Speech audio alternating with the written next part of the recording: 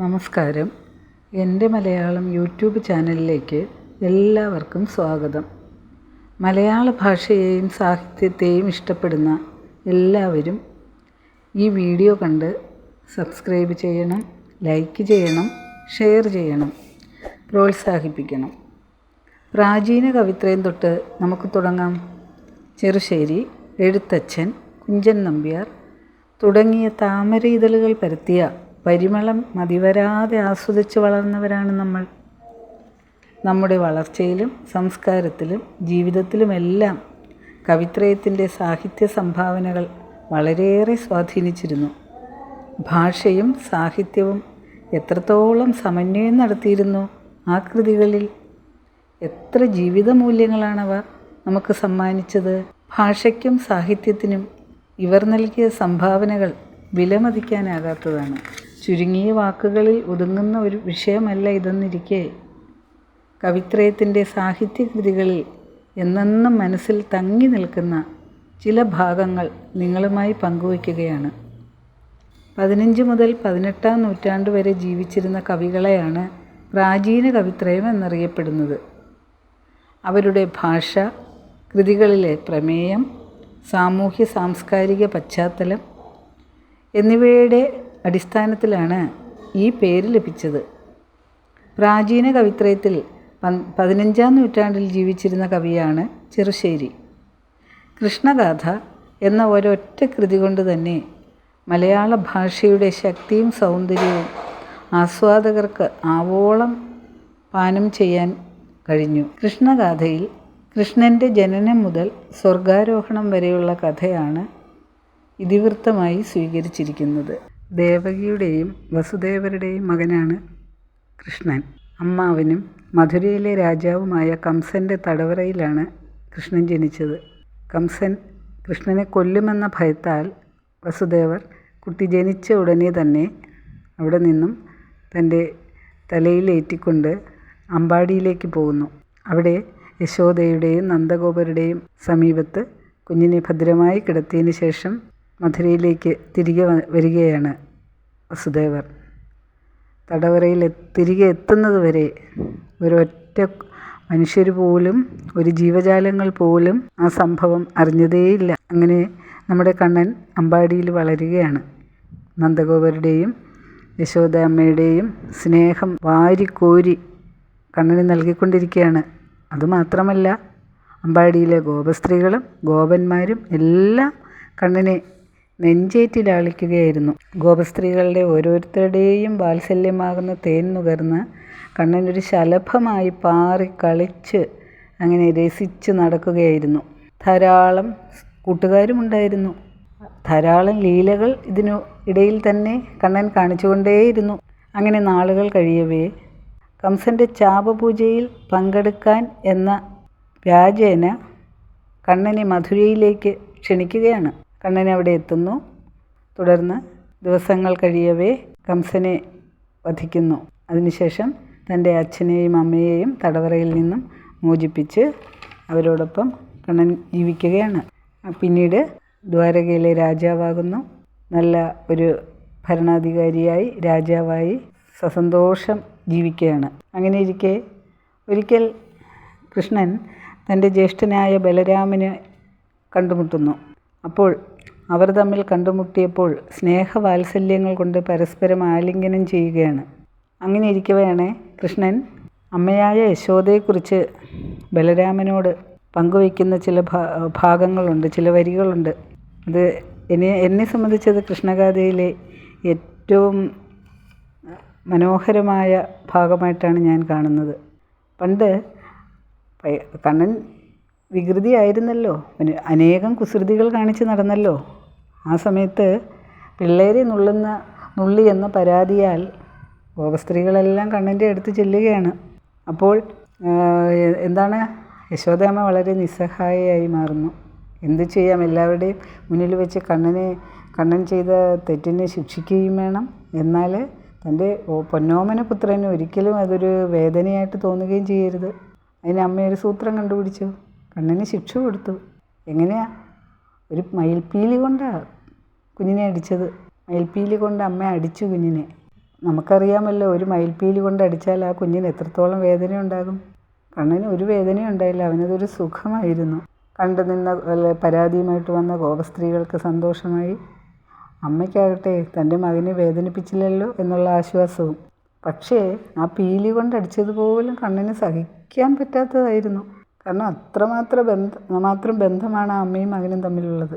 അപ്പോൾ എന്ത് വന്ന് കരഞ്ഞുകൊണ്ട് ഊണിന് വരാതെ പിണങ്ങി അമ്മയോട് പിണങ്ങിയിട്ട് കണ്ണൻ മാറിയിരിക്കുകയാണ്.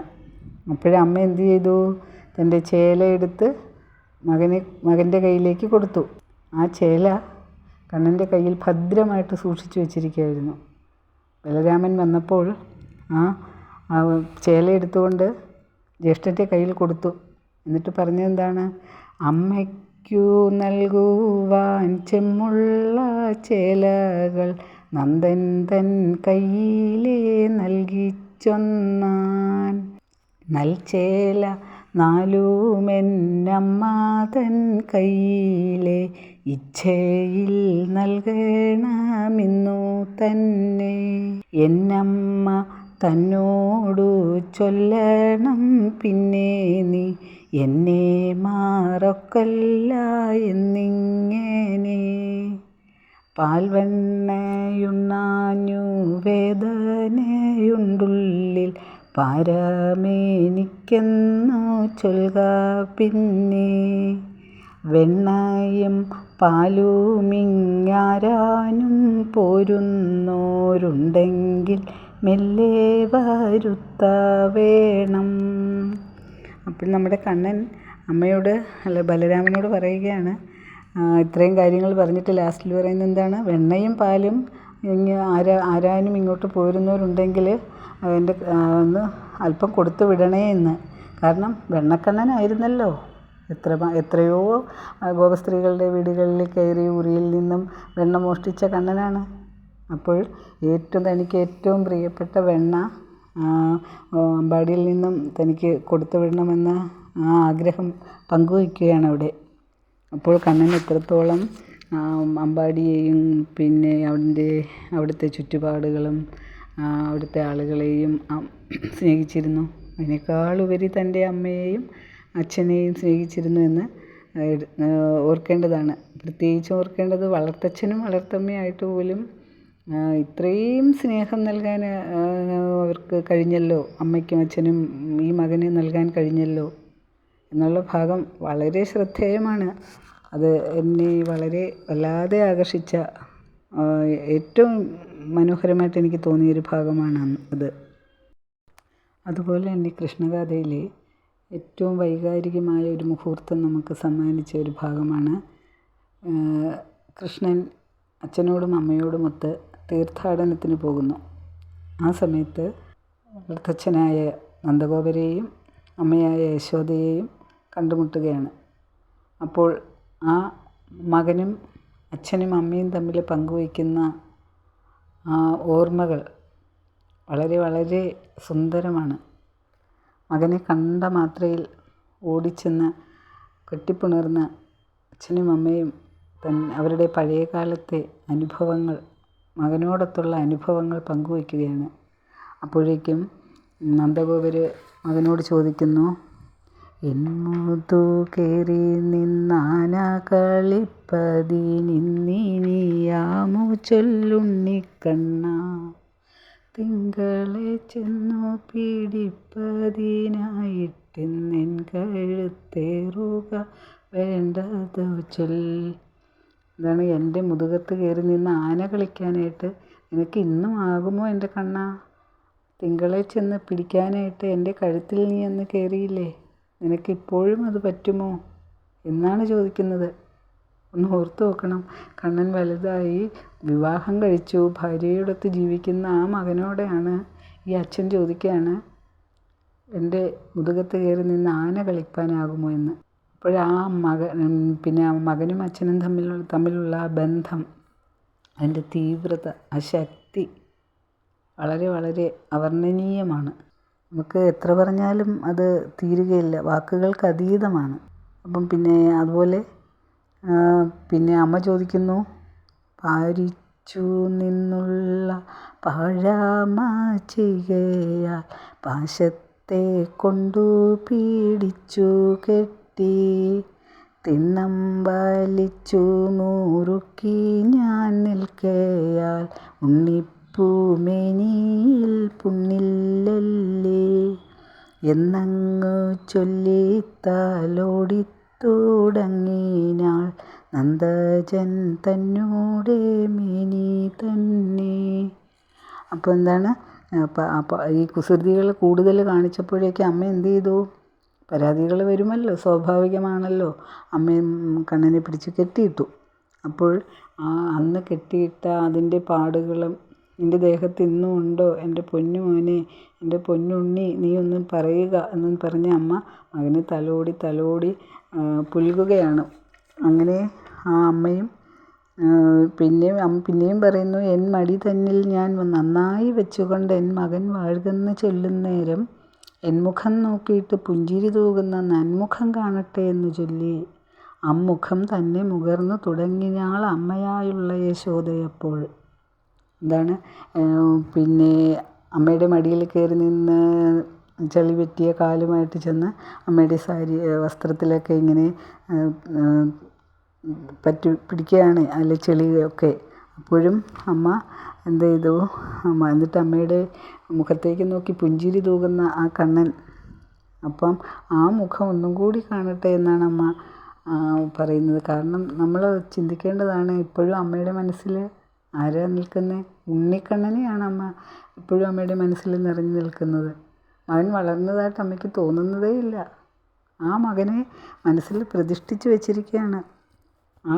അവർ തമ്മിലുള്ള ആ കാഴ്ച ഒരു പുണ്യമായിട്ടാണ് അവർ ഒരു പുണ്യ ദർശനമായിട്ടാണ് അവർ കാണുന്നത്. എന്ത് സുന്ദരമായ ഒരു ഭാഗമാണത്.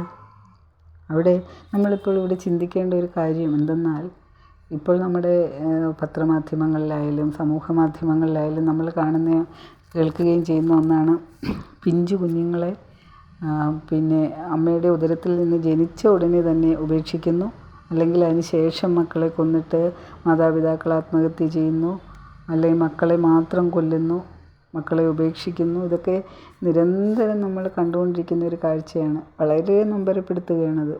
ഇത് വല്ലാതെ മനസ്സിനെ നമ്മളെ സ്പർശിക്കുന്നുണ്ട്. ഈ സന്ദർഭങ്ങളിൽ നമ്മൾ ഈ കൃഷ്ണഗാഥയിലെ ഈ മൂല്യവത്തായ ഈ ഭാഗങ്ങളൊക്കെ ഒന്ന് നമ്മുടെ മനസ്സിലേക്കൊന്ന് കൊണ്ടുവന്നാൽ, നമ്മളിത് വല്ലപ്പോഴും ഒന്ന് വായിച്ചിട്ടുണ്ടെങ്കിൽ, പഠിച്ചിട്ടുണ്ടെങ്കിൽ ഒരിക്കലും നമ്മുടെ മക്കളെ ഒന്ന് നുള്ളി പോലും നോവിക്കാൻ നമുക്ക് പറ്റുകയില്ല.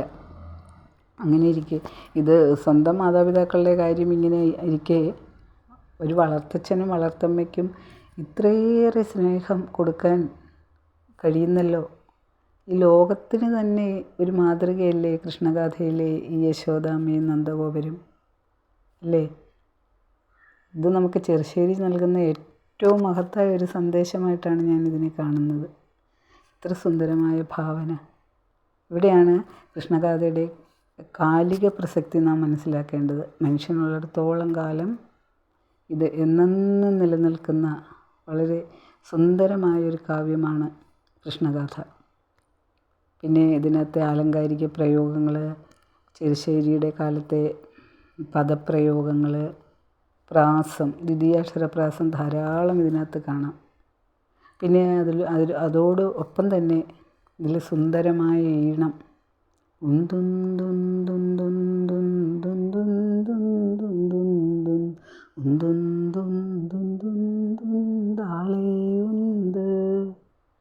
അല്ലേ? മനോഹരമായൊരു താരാട്ട് പാട്ടിൻ്റെ ഈണത്തിലല്ലേ ഇത് ചെറുശ്ശേരി നിർമ്മിച്ചിരിക്കുന്നത്. അതിൻ്റെ മറ്റു കാര്യങ്ങളൊക്കെ ലീന നിങ്ങളോട് പങ്കുവച്ചിട്ടുണ്ട്. അതിൻ്റെ സന്ദർഭമൊക്കെ ലീന പങ്കുവയ്ക്കുന്നുണ്ട്. അതുകൊണ്ട് ഞാനിനി അതിലേക്ക് കൂട്ടിക്കൊണ്ട് പോകുന്നില്ല. ഏതായാലും നമ്മൾക്ക് എല്ലാവർക്കും അറിയാവുന്ന ഒരു താരാട്ടുപാട്ടിൻ്റെ ഈണത്തിൽ ഇത്രയും സുന്ദരമായ ഒരു കാവ്യശില്പം ചെറുശ്ശേരി നിർമ്മിക്കണമെങ്കിൽ നമ്മുടെ പ്രാചീന കവിത്രയത്തിലെ ഏറ്റവും ആദ്യം നമ്മൾ നമസ്കരിക്കേണ്ടത് ചെറുശ്ശേരി തന്നെയാണ്. അദ്ദേഹം സമ്മാനിച്ച ഈ വിലപ്പെട്ട ഈ മുത്തിനെ നമുക്കെന്നും ഒരു നിധിയായി കാത്തു സൂക്ഷിക്കാം. നന്ദി, നമസ്കാരം.